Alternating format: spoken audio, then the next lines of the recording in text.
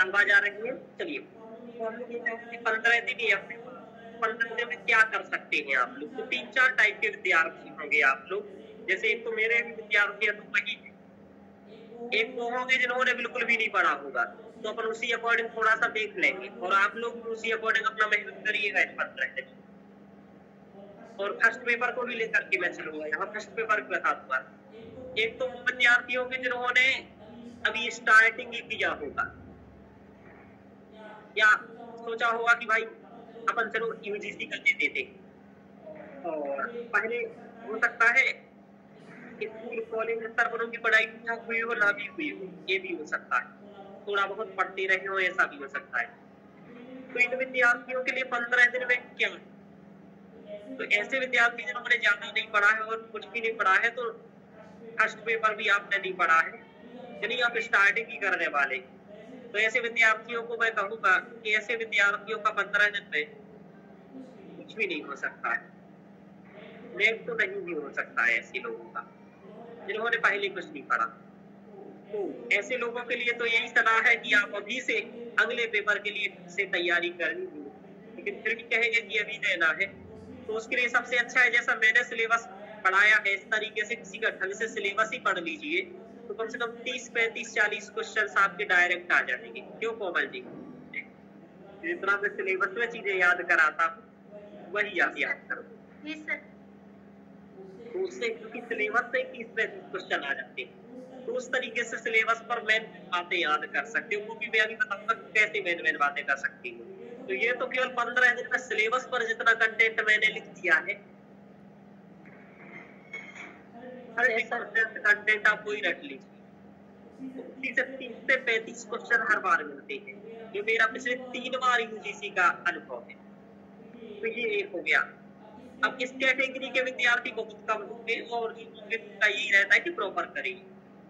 दूसरे कैटेगरी के होंगे कि पढ़ा होगा आपने गाइड बुक से,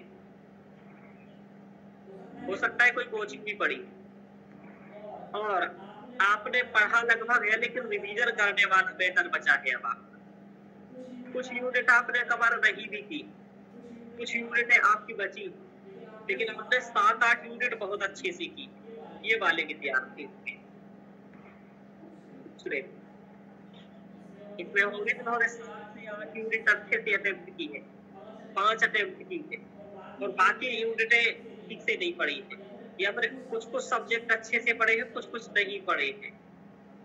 तो इनके लिए है कि पहले तो आप जितना अच्छे से पढ़ा है ये, और दूसरा क्या कर लेगा कि जो नहीं पढ़ा उसे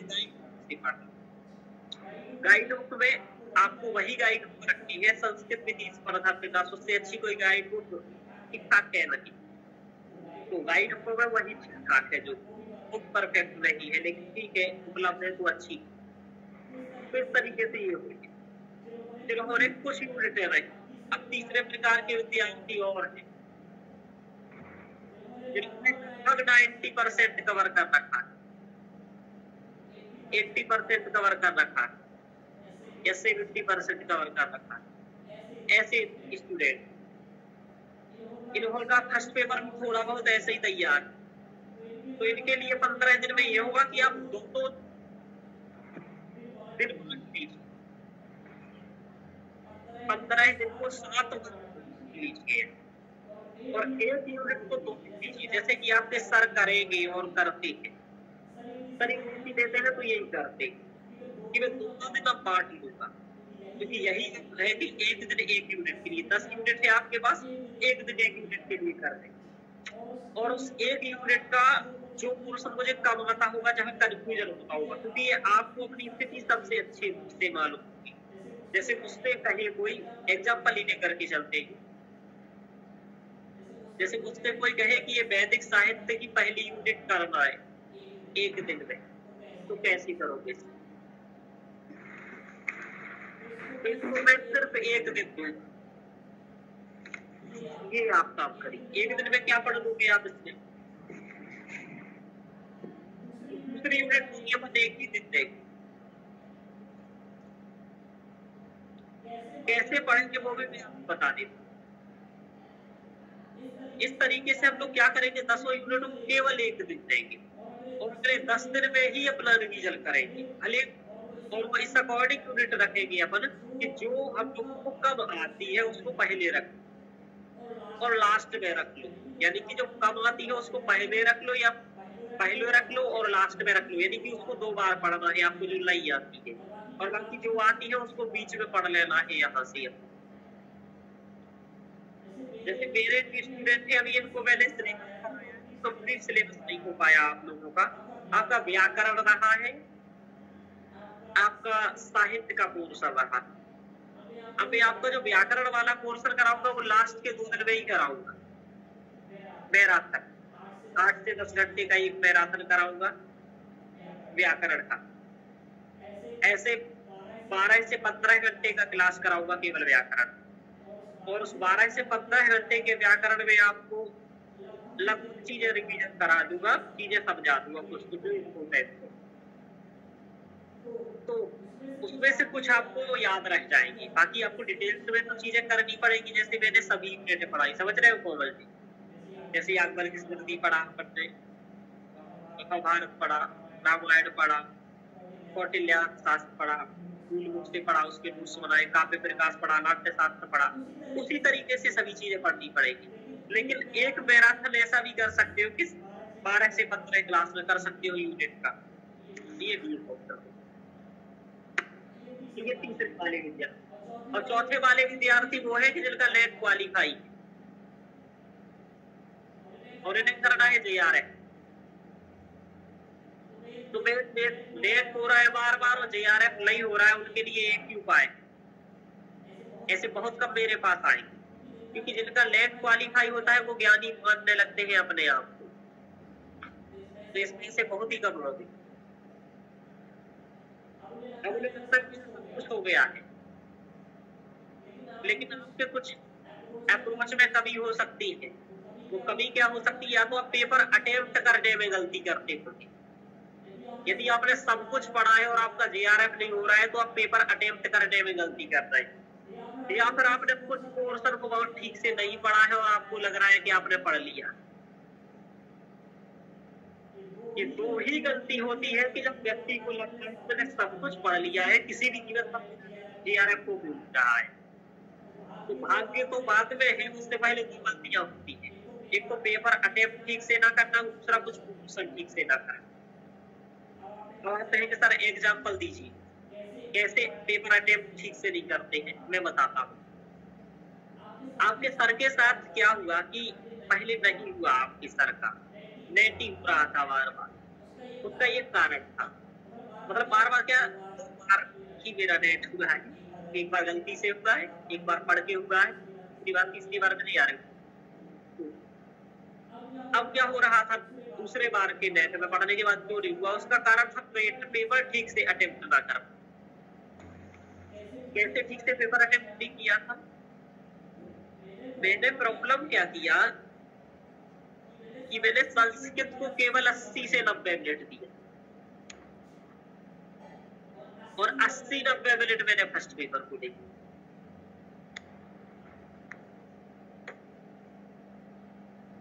80-90 मिनट में मेरा संस्कृत में क्वेश्चन जितना मैं सोच करके गया था उतना नहीं हुआ सही, और फर्स्ट पेपर में जितना मैं सोच के नहीं गया था उतने ज्यादा सही। तो इस स्थिति के कारण, यानी कि समय इसको ज्यादा दे दिया तो इसको 29 क्वेश्चंस ठीक हो गए थे, ज्यादा मैच की ही नहीं थी, पर इस वाले में कमी रह गई थी आपको मैं संस्कृत, यानी कि आपके 30 नंबर फर्स्ट पेपर है तो आपके JRF के लिए कम से कम 75 नंबर 70 नंबर यहाँ होने चाहिए, तो आपका JRF हो जाए। लेकिन यहाँ ये कम समय लेने के कारण क्वेश्चन बन रहे थे 65, 67 बनते हैं, किसी के 68 बनते, ये हार लगता है। तो आपको 65 से गाड़ी 70-75 पर पहुंचानी है, और ये आपको इतनी बनाए रखनी है। ये बहुत बड़ी बात है कि पेपर अटेम्प्ट कैसे करना, फिर समय कैसे दे सर। आपका जो सबसे अच्छा तैयार हो और ये मेरा अच्छा तैयार है, उसको आप समय दो, पेपर में भी दो। कैसे दो? जैसे आपको लगता है कि संस्कृत ऑप्शनल में लगभग सब पढ़ा, सॉरी ऑप्शनल कह रहा हूँ, संस्कृत में मैंने सब कुछ पढ़ा है। अब यदि आपने संस्कृत में सब कुछ पढ़ा है तो आप कम से कम 100 मिनट दो या फिर 110 मिनट दो, और 70 से 80 मिनट आप फर्स्ट पेपर को। क्योंकि फर्स्ट पेपर से क्या होगा, आप कितना ही पढ़ लीजिए, यदि आप दिमाग लगा करके फर्स्ट पेपर यूपी का नहीं करेंगे ना तो आपके क्वेश्चंस गलत होंगे। फर्स्ट पेपर कभी पढ़ने से आपके नंबर नहीं आए, ये बात आप जान लीजिए। कि आप सोच लें कि जैसे संस्कृत में पढ़ने से बहुत अच्छे नंबर आ जाएंगे, वैसे फर्स्ट पेपर में केवल रट लेने से नंबर आएंगे, नहीं आएंगे। ये फर्स्ट पेपर आपका कंसेप्ट है, ज्यादा कंसेप्ट है, रटने वाला बेटा कम है, और ये आपका फैक्ट है, समझो। आप यदि संस्कृत बहुत अच्छे से तैयार है तो आप ये मान के चलिए आपका संस्कृत में नंबर ठीक आ जाएगा। लेकिन आपका फर्स्ट पेपर आपको रटा हुआ है, कुछ चीजें नहीं आ पाएगा, क्योंकि जो क्वेश्चन होते हैं फर्स्ट पेपर के वो कंसेप्ट बेस्ड होते हैं। आप पीवाई को लगा के देखिए आराम से प्रत्येक यूनिट वाइज, तो आपको ये बात समझ में आ जाएगी कि ये कंसेप्ट वाइज है और इफेक्ट वाइज है संस्कृत। अब आपको क्या करना है, तो कंसेप्ट के लिए आपको समय देना पड़ेगा और फैक्ट के लिए भी समय देना पड़ेगा, लेकिन व्यवस्थित समय करिए अटेम्प्ट करने। और ये मैं उनको बता रहा हूँ जो मेरे विद्यार्थी, खासकर जिनकी 8 यूनिट कंप्लीट हो चुकी है, तो यूनिट अटेम्प्ट नहीं की, अभी आपकी कंप्लीट नहीं है, लेकिन 15 दिन में क्या करेंगे, मैराथन के द्वारा पढ़ लेंगे। हम लोग मैराथन कर लेंगे 15-15 घंटे का, 7-7 घंटे का एक दिन, यानी कि 4 मैराथन में अपन लोग कवर कर लेंगे।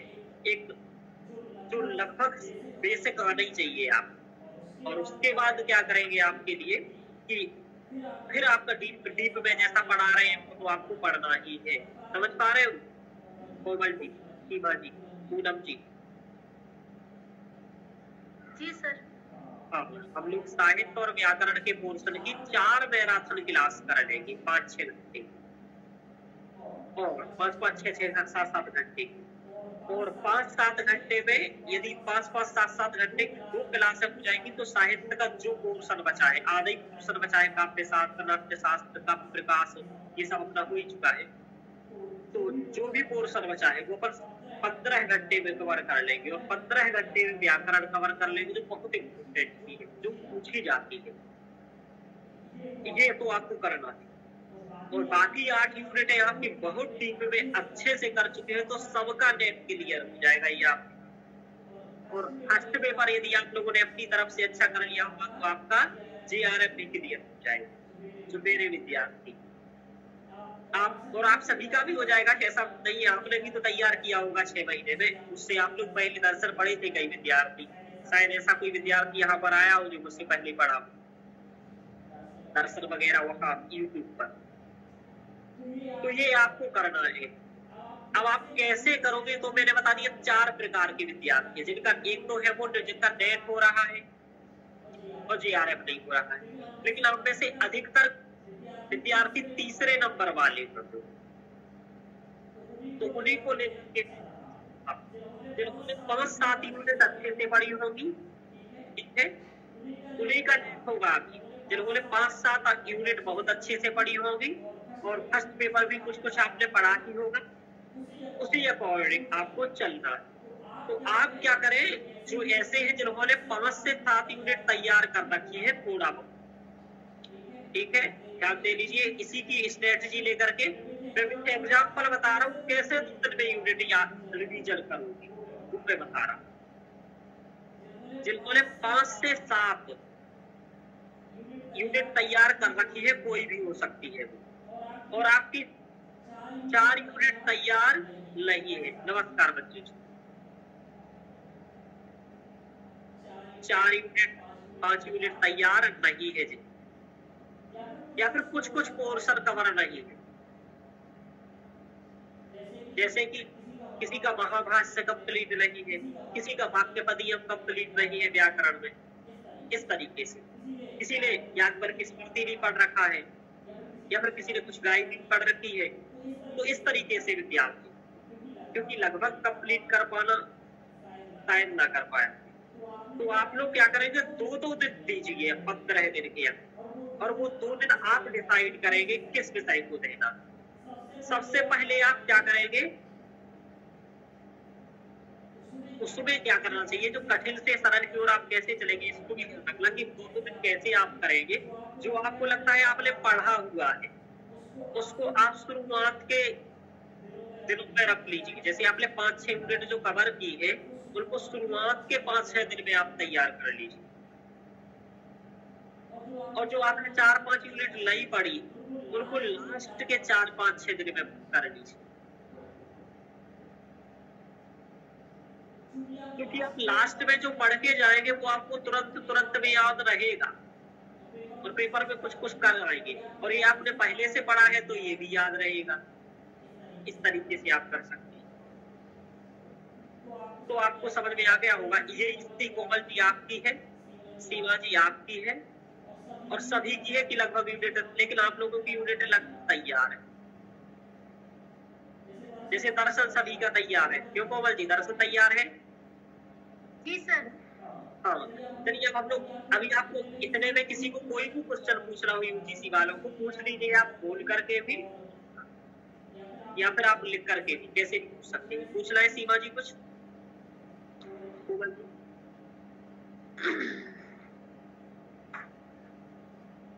नहीं सर।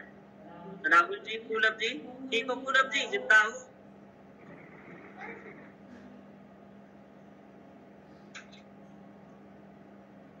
सुनती, चलिए आगे चलते। अब कैसे आप लोग, हाँ वही पूछ रहे थे, शेरनी का घर में चल रहा है कि नहीं चल रहा है? पापा की शेरनी हो भाई। जी सर। सर को याद कर लिया कर, कभी कभी आपको याद ही नहीं किए, 15-20 दिन से क्लास नहीं किए तो। चलिए अब एक एक यूनिट आपको कैसे रिवीजन करना है मैं एक एग्जाम्पल बता रहा हूँ, और आप लोगों का समय बर्बाद ना हो उस अकॉर्डिंग में चल रहा हूँ कि जैसे आप 2 घंटे का 1.5 घंटे का ही मेरा क्लास ज्वाइन किए भी है तो आपको कुछ चीजें रिवीजन की हो जाए, उस अकॉर्डिंग में एक एक यूनिट को आपको बता देता हूँ कैसे आप कवर कर सकते हो। तो वो भी जैसे कि आपको कुछ यहाँ से नॉलेज मिल जाए, रिवीजन कैसे करते हैं ये बता देता, और कितनी बेसिक चीजें आपको आगे ही चाहिए बता देता। तो प्रयास करिएगा कि बेसिक करके सब चीजों का चाहिए। जैसे रामायण का मैं क्या बेसिक करके जाना, महाभारत का क्या करके जाना है, तो आपको मैं यही उदाहरण से होगा कि क्या करके जाना। मैं एक एग्जाम्पल बताऊंगा, तो किसी को पूछ रहा है क्या? हाँ जरूर। क्या क्या पीवाईक्यू सीरीज भी देखनी है? PYQ series yes sir. बिल्कुल देखनी चाहिए। हाँ ये आपने बहुत अच्छा क्वेश्चन कहा, जिसने नहीं कहा। आपको पीवाईक्यू बिल्कुल देखने हैं, केवल 5 साल की, 2020, 21, 22, 23, 24, और हो सकता है तो 19 के भी देख लीजिए। और इनको आप जो मैंने दी है अपनी क्लास वालों को, तो मेरी क्लास वाले सब लोग को कर लीजिए। मेरे पास क्योंकि समय नहीं है आप लोगों के लिए, वरना मैं 2-2.5 घंटे की पब्लिकली क्लास करा के पीवाईक्यू करवा देता, तो बहुत बेनिफिट होता आप लोग।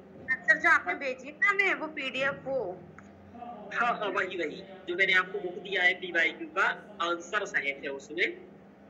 उसी बुक से आपको केवल 5 साल का पीवाईक्यू का आंसर पढ़ लीजिए आप। ये क्वेश्चन से ऐसा क्वेश्चन पूछा जाता है और ये उसका आंसर है, और उसका आंसर में जो कुछ लिखा है वो पढ़ लीजिए। तो आपको हाँ 5 साल का कर लीजिए आप। एक बार के 15-20 क्वेश्चन आपको ऐसे लगेंगे फिर कि वही रिपीटेड हुए हैं तो आपने पीवाईक्यू में पढ़ी, और केवल 5 साल का ही पढ़िए। कारण क्या है कि उससे पहले का स्तर थोड़ा यूजीसी के स्तर का नहीं था, वो बहुत सामान्य जनरल टाइप था, क्योंकि उस समय इतना कॉम्पिटिशन नहीं था। 2019 से पहले 18-17 का आप देखेंगे इसलिए 19 के बाद का देखिए जब से सिलेबस चेंज हुआ। चलिए अच्छा पीवाईक्यू का सबको हो गया। मतलब पीवाईक्यू बहुत इंपॉर्टेंट है 5 साल के, करने तो 20-25 साल के भी चाहिए।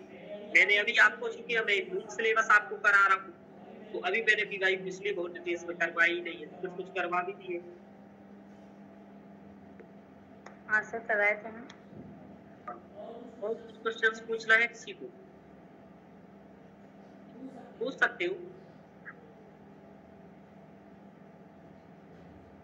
कोई बात नहीं। चलिए तो हम लोग स्टार्ट कर।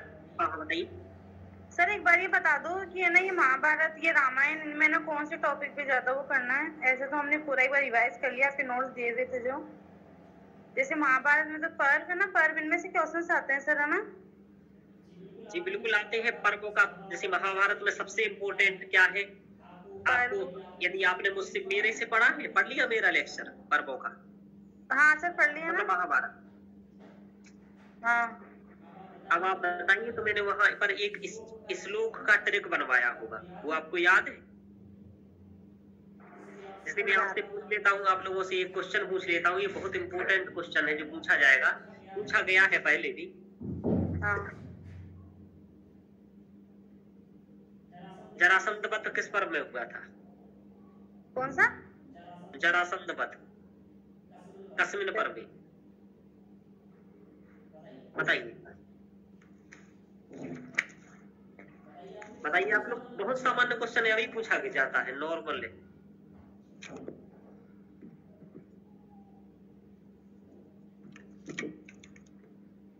द्रुत कीड़ा का वर्णन किसमें है? द्रुत कीड़ा सभा पर्व में। अब आपको यदि मेरा श्लोक याद होगा तो मैंने वहां लिखा था शिशु जरा सभा पर्वे, बताया था सर जरासंध वध भी इसमें ही हुआ था जी। शिशु जरा सभा पर्वे यही बताया था, ऐसा है ना? शिशु जरा सभा पर्वे। हाँ तो शिशुपाल वध जरासंध वध सभा पर्व में। उद्युत क्रीड़ा प्रवर्तती,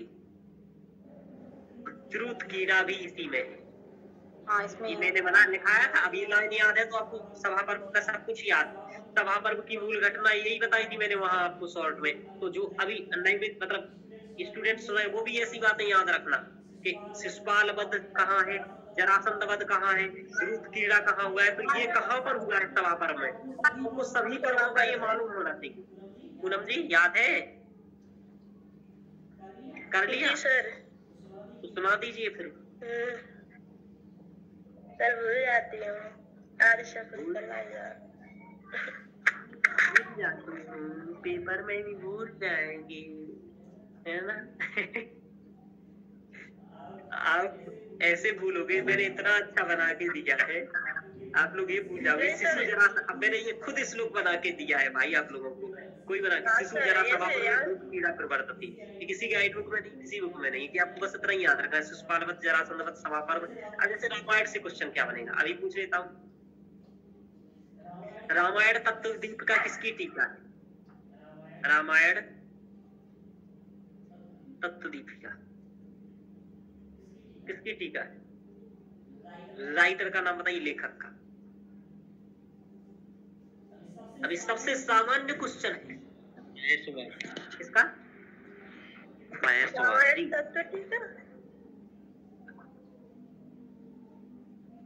महेश्वर तीर्थ की है। क्यों राहुल जी?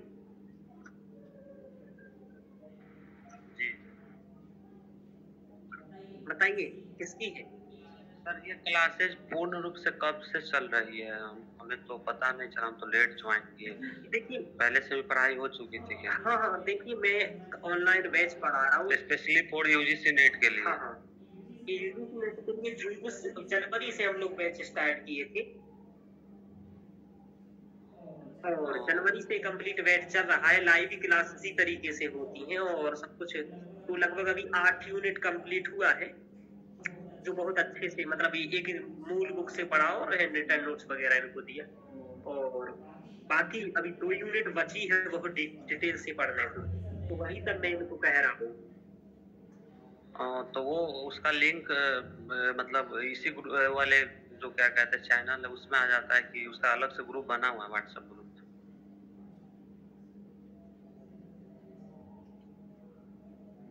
हेलो जी, उसका जी जी बैच मतलब वो तो कंप्लीट आपको बैच ही ज्वाइन करना पड़ेगा। उसके लिए कंप्लीट लेक्चर्स वगैरह के लिए लगभग 150 प्लस लेक्चर हो चुके हैं। तो उसमें हमको ज्वाइन करा दीजिए सर। आप मुझे पर्सनल मैसेज कीजिएगा, आपके पास शायद मेरा नंबर होगा। आपको आप मेरा नंबर है आपके पास? नहीं नंबर नहीं है, वो नीचे शायद दिया हुआ है, उसमें है क्या? हाँ, उसमें नंबर है आपका जो है, उसको आप ज्वाइन कर लीजिएगा, वरना 7879877858 इस पर आप व्हाट्सएप मैसेज कर लीजिएगा, तो पर्सनल बात कर लेंगे। तो आपको क्या करना है, आप जैसे रामायण तत्दीप का है, अब क्या है, मैंने आपको क्या लिखाया था, याद है आपको? टीका वाला श्लोक बोलो। तत्दीप किसको याद? ऐसे करके था सर। हाँ, ऐसा ऐसे करके था, तो क्या है बताओ। देखो ये लिखा है, तत्व दीपिका ईश्वर तीर्थ की दीपिका के वैद्यनाथ कहाँ है, तिलक नगोजी भूषण गोविंद सर्वार्थ सार वेंकटेश लिख जाए। ये है रामायण तत्व दीपिका ईश्वर तीर्थ की,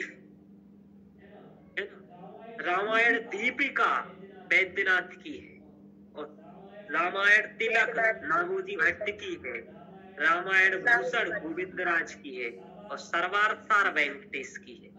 अब ये वाली बात आपको कम से कम याद होनी चाहिए, रामायण की टीका हमेशा पूछता है,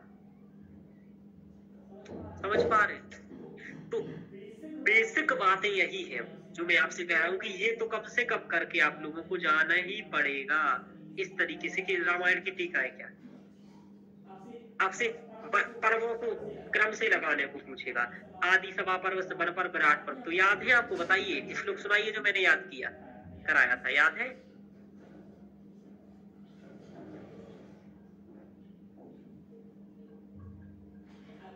हर बार क्वेश्चन बनता है, इस बार बना था कि जो कापाटिक किसे कहते हैं, कौन किसके बेस में रहता है, तो कापाटिक छात्र के बेस में रहता है, उदास्थित किसके बेस में रहता है, प्रपंचिया या सन्यासी के बेस में रहता है, गृहपति किसके बेस में रहता है, तो कृषि करने वाली कर्षक के बेस में रहता है, वैदेह किसके बेस में रहता है, तो व्यापारी के बीच में रहता है। तो अब ये बहुत मतलब ये यदि आपको तैयार नहीं है, याद नहीं है एकदम कन्फर्म, तब तो हो गया, तब नहीं निकलेगा। तो इतना चीजें कम से कम याद होनी चाहिए, ये तो सिलेबस का पार्ट है। तो ये आपको करना है। जैसे आपको इस बार गीता में जो अध्याय है उनको क्रम से लगाने को पूछा था, याद है? पिछले बार की बात कर रहा हूं मैं, जनवरी की 27 जनवरी को जो पेपर हुआ, याद हो गया अभी आपको? तो वो कैसे मतलब इतनी बेसिक बातें, जैसे आपको 5 चित्त वृत्तियां क्या है याद है, चित्त भूमियां क्या है याद है, इस तरीके से आपको बेसिक बातें कम से कम, जैसे चित्त वृत्ति क्या है, प्रमाण विपर्य विकल्प निद्रा स्मृति है, इनको क्रम से लगाने को है ना।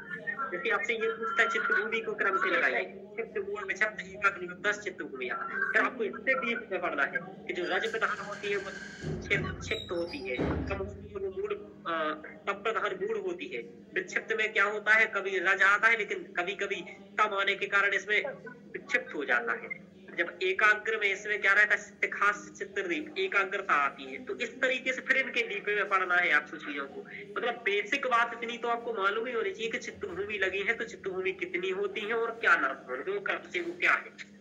जैसे ईश्वर का जो स्वरूप लगा है, क्लेश कर्म विपाक का शरीरा परामृष्ट पुरुष विशेष ईश्वर, वो आपको याद होना चाहिए। तो इस तरीके से बेसिक बात है। अब आप लोग कहेंगे मुझे याद नहीं, तो कम से कम जितना मैंने इस सिलेबस पर चीजें लिखी है इतनी कम से कम याद होगी, तो आपके 30 से 40 क्वेश्चन नॉर्मली याद हो जाए। इतनी चीजें यदि आप रट लेते हैं, जैसे इस बार ही पूछा था इनको क्रम से लगाने को, 18 जून 2024 में भी यही क्वेश्चन आया था, तब मोह महामोह तामेश्वर अंधतामेश्वर, एक क्रम से लगाइए। ये आपसे पूछेगा कि जो प्रत्यय सर्ग है वो कितने प्रकार का है, तो ये टोटल 50 प्रकार का है। गुण वैषम्य विसर्गात, गुण वैषम्य विमर्शाद 50 प्रकार का है। फिर पूछेगा प्रत्येक कितने प्रकार का है, ठीक है, ये पूछ लेगा आपसे, ध्यान रखना। चलिए,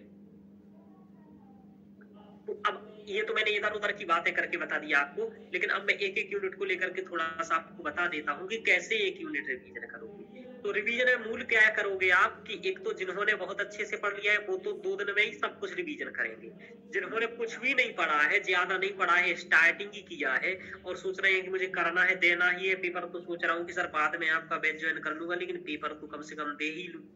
तो कम से कम आप क्या कर सकते हैं उसके लिए आप ये कर सकते हैं कि कम से कम इतनी चीजें बेसिक आप पढ़ लीजिए प्रत्येक यूनिट के बारे में। तो आप कुछ ना कुछ क्वेश्चन सही करके आएंगे, इतना इतना भी यदि आप कर लेते हैं। जैसे कि अब आप क्या करेंगे, वेदों का काल आपको पढ़ना है। अब जैसे पहली यूनिट को लेकर के चल रहे हैं, क्योंकि मैं यहाँ समय बर्बाद करना नहीं चाह रहा हूँ, मैंने अभी कुछ स्टूडेंट को इसलिए वापस पहुंचा दिया यूपीएससी वालों के कि समय बर्बाद आप लोगों का ना हो, क्योंकि सबसे इम्पोर्टेंट समय ये। किसी को कुछ भी क्वेश्चन पूछना हो आप पूछ सकते हैं मुझसे, है ना, बोल करके भी और लिख करके भी। नमो नमः मंजू जी।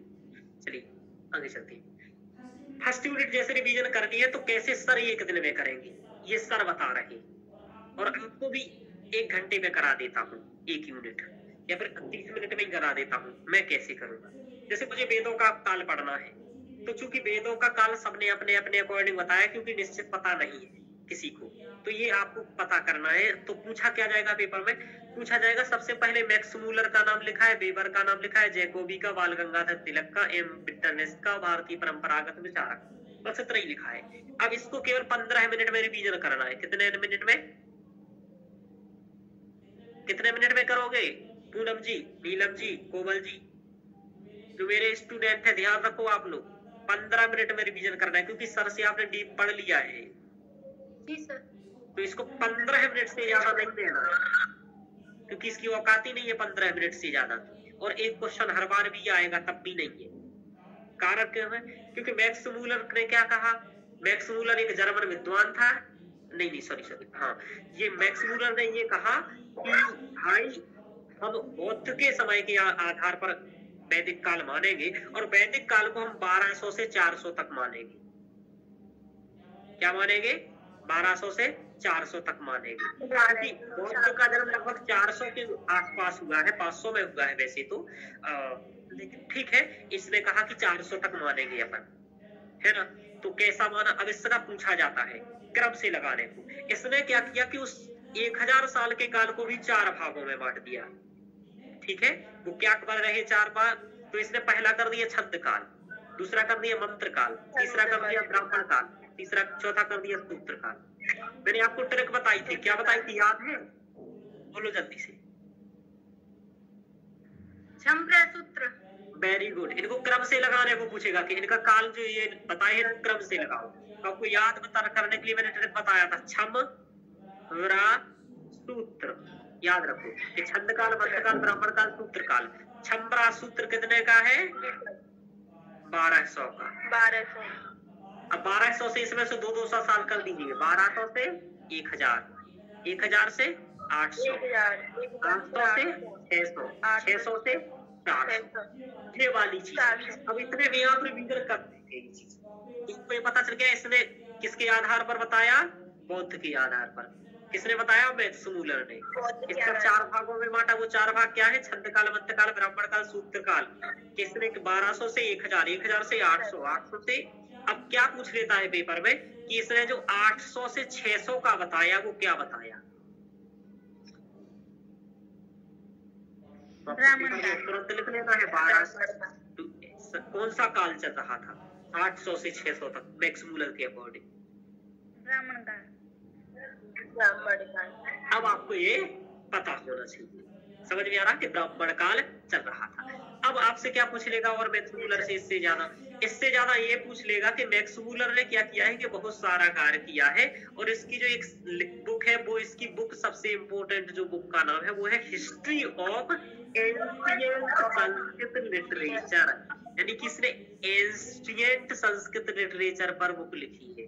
और इसने किस पर लिखी है, वेबर ने हिस्ट्री ऑफ इंडियन लिटरेचर। ध्यान रखो, एंशिएंट लिटरेचर यानी कि प्राचीन भारत का जो लिटरेचर है उस पर हो। इसने लिखी है इंडियन लिटरेचर पर। हिस्ट्री ऑफ इंडियन लिटरेचर किसकी है? बेबर की।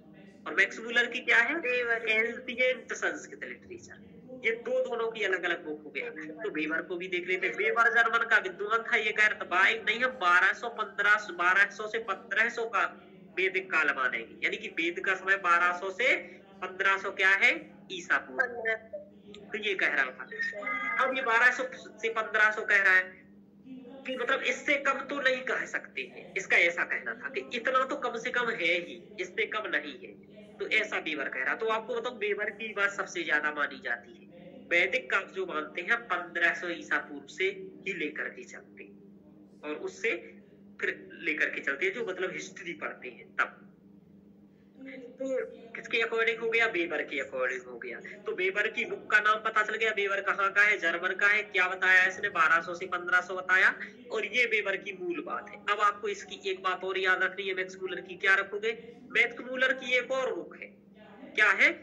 Ships of a German workshop. क्या है? शिप्स फॉर्म में जर्मन वर्कशॉप। जर्मन वर्कशॉप, ये इसकी बहुत बड़ी बात। एक और किताब है, दो किताबें, ancient Sanskrit literature, German workshop. इसने काल को 4 का भागों में बांट दिया। उनका क्रम ये है छंदमंत ब्राह्मण सूत्र 1200 से 400 तक लेकर के चलना है। ये 2 बुकों के नाम हो गया। इसने बहुत काम वेद के लिए भी किया। इसने क्या किया मैक्स मूलर ने कि इसने ऋग्वेद की जो शाखा है उस पर क्या लिखा? बहुत रिसर्च किया, भाष्य लिखा, उसको समझने पर प्रयास किया, बहुत पढ़ा इसने। तो पूछा गया एक बार कि इसने किस वेद की किस शाखा पर काम किया मैक्स मूलर ने? तो ऋग्वेद की शाखा पर काम किया है मैक्स मूलर ने। अब मैक्स मूलर की कम से कम इतनी बातें आपको याद होनी चाहिए। इतनी बातें याद होंगी तो आपका पेपर में काम हो जाएगा। इस बार पेपर में क्वेश्चन क्या पूछा था कि 1200 ईसा पूर्व के 1200 ईसा पूर्व कितने समय माना? मैक्स मूलर की ऋग्वेद का काल 1200 किसने माना है? इसी ने माना है, मैक्स मूलर ने। तो ध्यान रखो। अब बेबर को आप क्या करोगे? ये बात आपने पढ़ लिया। अब जैकोबी ये जर्मन विद्वान था। ये कहता था ज्योतिष के आधार पर ही इसने माना था, और बोला कि 2500 से 4500 के बीच ही पूरा वैदिक काल रहा है, वही चारों वेदों का विकास हुआ है। तो 2500 से 4500 यानी कि 4500 ईसा पूर्व से स्टार्ट होकर के 2500 तक चलता रहा। और उसने किसके आधार पर आया? ध्रुवम पश्य के आधार पर, यानी कि ध्रुव तारे के आधार पर बताया। तो इसी कहता है कि ध्रुवम पश्य यानी कि ध्रुव को देखो। तो इसने भी ज्योतिष ध्रुवम पश्य के आधार पर बताया। किसने? जैकोबी ने। बाल गंगाधर तिलक को याद रखना है। बाल गंगाधर तिलक सबसे इंपोर्टेंट है भारतीय विचारकों में। इनकी सबसे पहले तो ये पूछा जाएगा कि इन्होंने काल किस आधार पर माना। ये सभी का पूछा जाएगा।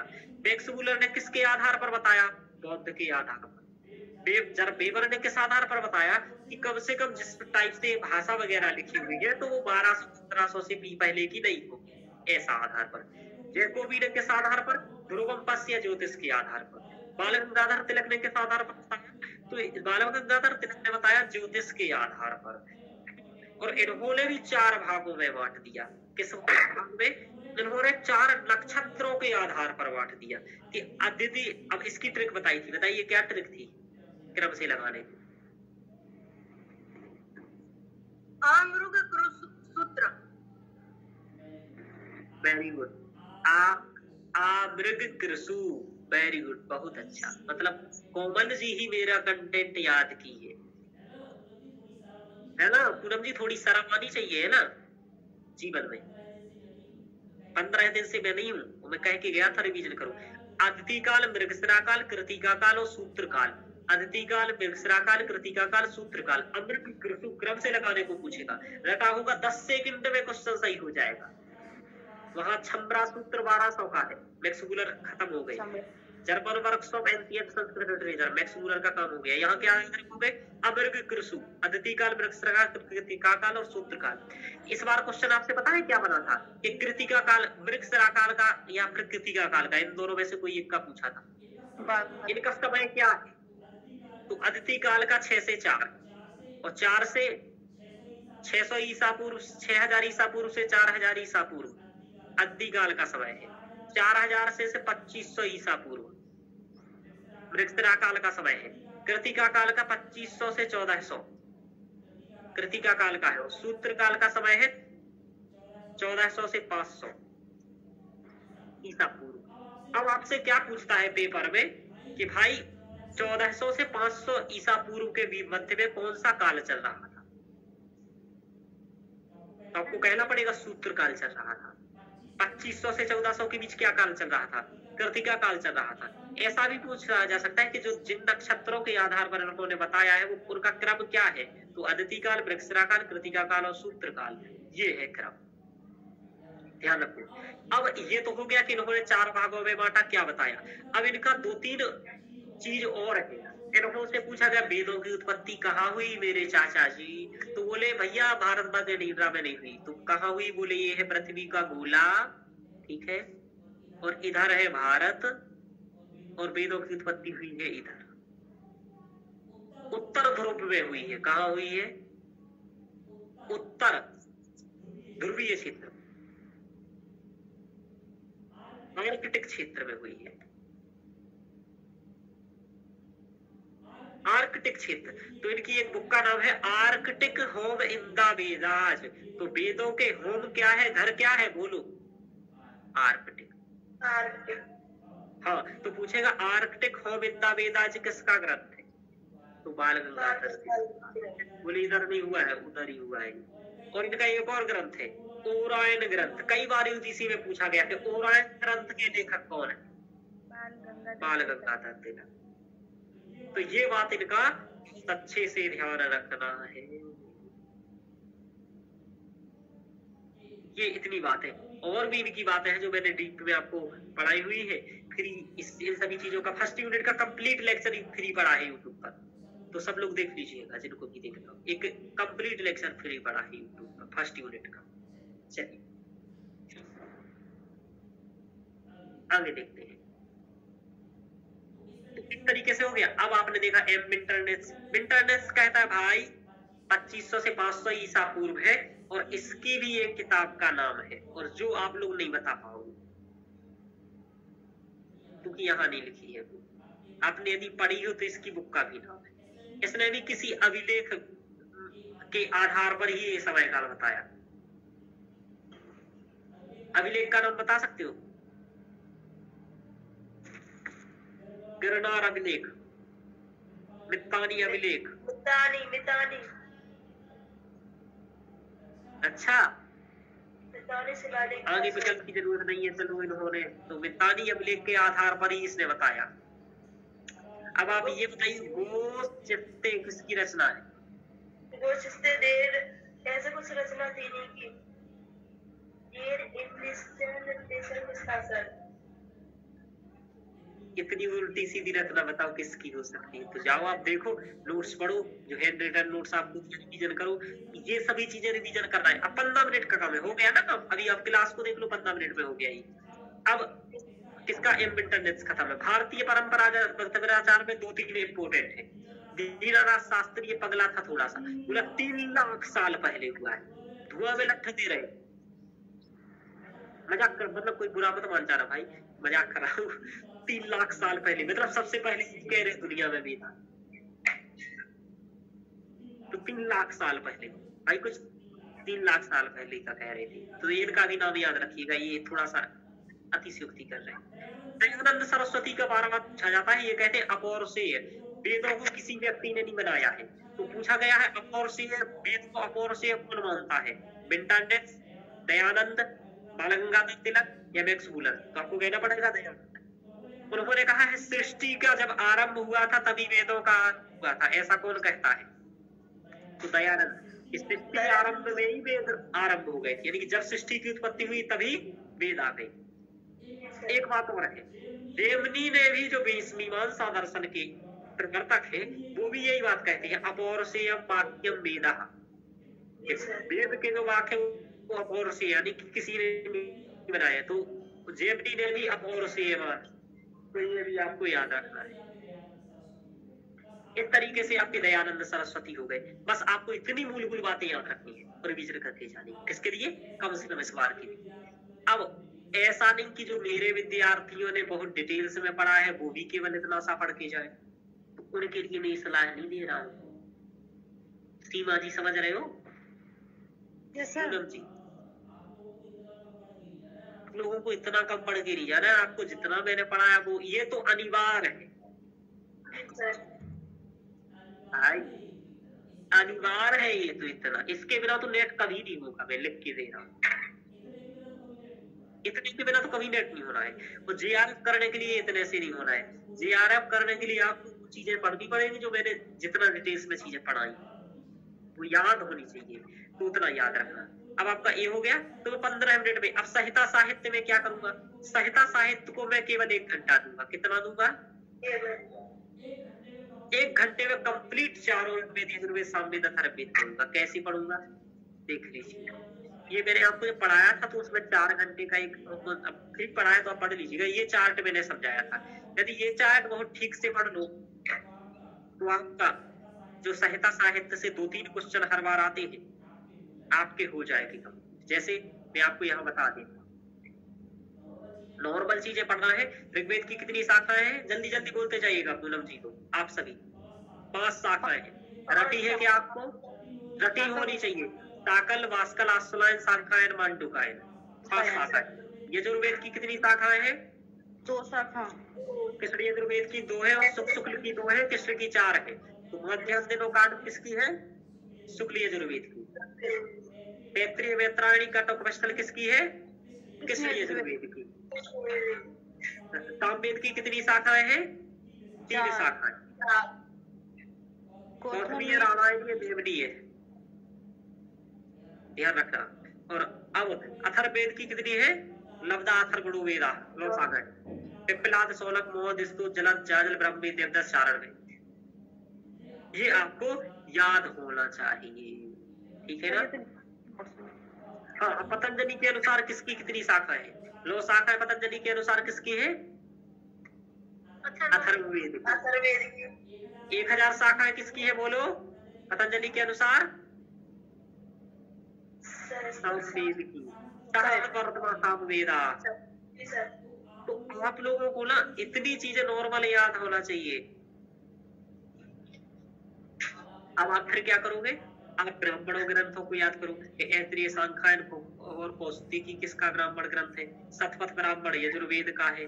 जैसे इस बार एक सबसे सरल क्वेश्चन कहीं पता नहीं कितना पूछा गया था, इसी पेपर में पूछा गया था कि गोपद ब्राह्मण किसका है? अथर्ववेद का। सबसे सरल इसी बार ही था ना? हाँ सर। हाँ तिवारी तो आपने दिया था। थोड़ा सा कंफ्यूजन इस बार आया था डेट का, क्योंकि अभी पीवाई को पेपर दिया था जनवरी का मैंने भी, तो उसके बाद तो अपन ने पेपर देखा नहीं क्योंकि फिर जरूरत ही नहीं पड़ी ज्यादा। सर मैंने भी दिया। तो गोपथ ब्राह्मण हो गया, तो गोपथ ब्राह्मण हो गया। इसी तरीके से आपको आरण्यक याद रख रहे हैं, किस वेद के कौन से आरण्यक है, ऐसे उपनिषद कौन से है, शिक्षा ग्रंथ कौन से। जैसे आपसे मैं एक चीज पूछ लेता हूँ, बता दीजिए ऋक्तंत्र शिक्षा किस वेद से संबंधित? ऋग्वेद से। बहुत बढ़िया, इनमें मारो 2-4 है ना कोमल जी? हाँ, ऋग देख करके ऋग्वेद कर दी, इसलिए तो सब पूछेंगे क्योंकि ऋग्वेद की क्या हो गया? गलती हो जाएगी तो भाई पेपर में फिर कह देना गलती हो गई सर। देखो ये क्या लिखा है, ऋक्तंत्र शिक्षा सामवेद की है। और ये आपस्तंभ का संबंध किस वेद से है बताइए? कोई भी बता सकता है। आप लोग जो लोग ज्वाइन किए, मेरे क्लास वालों की जरूरत नहीं है, ये लोग तो पढ़ के बैठे हैं तो बोल रहे हैं टपर टपर मुझसे, मतलब वो बातें करते हैं, लोग भी बता सकते हैं। आपस्तंभ किस वेद से संबंधित है? आपस्तंभ का पूछा गया था क्वेश्चन जी। आप देखो इनका नाम खोजो, कहीं ना कहीं मिलेगा। देखो ये लिखा है आपस्तंभ, आपस्तंभ, आपस्तंभ, आपस्तंभ, सब कुछ है आपस्तंभ। किसका? मतलब स्रोत सूत, ग्रह सूत, धर्म सूत और स्वरूप सूत, सब कुछ आपस्तंभ। अब जैसे आपसे एक बार पूछा गया था जराह किससे संबंधित? आपको शब्द दिख जाए। अब स्रोत सूत्र है, ग्रह सूत्र है, वो तो बाद की बात है, पहले वेद तो पता चल जाए कि जरा है किससे संबंधित है। ये सब आपको कैसे करोगे, ये भी ये यजुर्वेद से ही संबंधित है। सॉरी हाँ, कृष्ण यजुर्वेद से नहीं, कोई मानव मैत्रायणी बाधूल। अब ये सब आपको पढ़ाया है, वो सब आपको ये सब करना पड़ेगा। अब याद कैसे होगा, ऐसे होगा कि भाई की जो उल्टा सीधा सब कुछ है उसको याद रखो कि विष्णु और वशिष्ठ इनका संबंध किससे है, यजुर्वेद ऋग्वेद से। गौतम का संबंध किससे है, सामवेद से। और बाकी इसका कोई धर्म सूत्र और सुलभ सूत्र नहीं। एक बार यही क्वेश्चन पूछा गया था कि ऐसा कौन सा वेद है जिसका धर्म सूत्र और सुलभ सूत्र नहीं। अथर्ववेद जी। तो ऐसा कौन सा वेद है जिसका कोई भी सुलभ सूत्र नहीं है,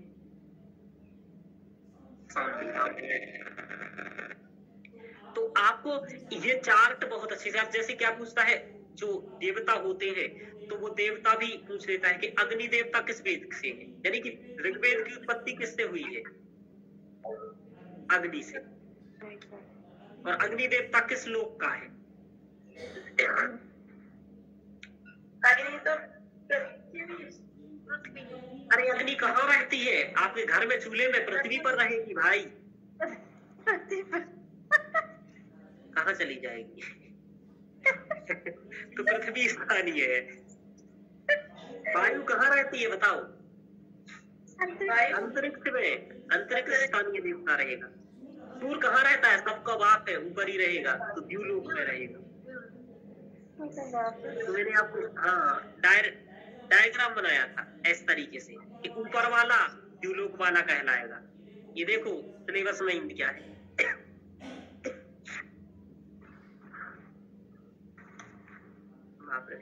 तो इस तरीके से आपको रिवीजन करना है चीजों का। वैसे तो ये लिखा है कि द्यूलोक के देवता सूर्य, वरुण, मित्र, विष्णु देव हैं, और वरुण को निवेदा और देवता कहते हैं। अंतरिक्ष के देवता इंद्र, वायु, रुद्र है। पृथ्वी में अग्नि रहेगा। सोमरस कहाँ पिया जाता है,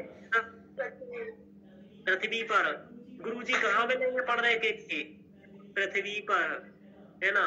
संगत जी ढूंढ रहे, मिल ही नहीं रहे मोदी जी को। चलिए वायु तो मिल रही है लेकिन गंदी करती है, अंतरिक्ष वगैरह में है। चलिए इंद्र, वायु, रुद्र अंतरिक्ष के है, सूर्य, वरुण, मित्र, विष्णु और देव के क्या है। देखो इसमें क्या है, इन्होंने 3 वर्गों से विभाजन कर दिया है। जो सबसे ऊपर वाले हैं, नीचे वाले हैं और नीचे वाले हैं।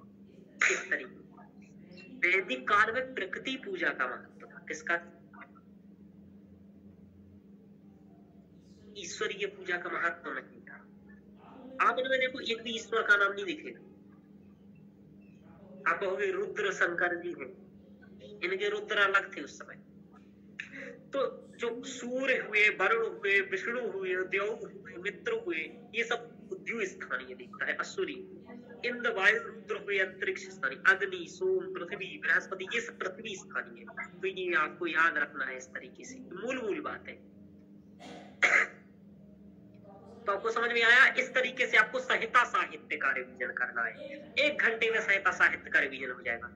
आप कहेंगे सर आपने तो पढ़ाए हैं 20 लेक्चर, 10 लेक्चर, आप 10 में केवल थ्योरिटिकल वाले लेक्चर पढ़ दीजिए। आप TYQ मेरे मत पढ़िए। अब मैंने एक थ्योरी पढ़ाई थी और एक में क्वेश्चन डिस्कशन कराए थे। रिवीजन करने के लिए आप केवल मेरे वाले, ये तो फ्री ही है आप सबके लिए यूट्यूब पर, तो केवल थ्योरी वाला एक लेक्चर देख लीजिए। शुरुआत में 1 लेक्चर में मैंने ये चार्ट ही कंप्लीट पढ़ाया है, तो ये चार्ट कंप्लीट पढ़ लीजिए, केवल 1 लेक्चर। उससे आपके 2-3 क्वेश्चंस आराम से सही होते हैं, हर बार होते हैं। निःशुल्क है, तो आपको वैसे ही पढ़ा रखा। अब ये करेंगे और क्या, अब क्या रहा इसमें, अब संवाद सूक्त रहेंगे। अब संवाद सूक्त कैसे याद करोगे आपने मुझसे पढ़ा है तो आपको पता होगा। मैंने एक तो डिटेल्स में पढ़ा है संवाद सूत्र, तो दूसरा फिर मैंने बताया कि पुरोरवा और वसी में क्या है।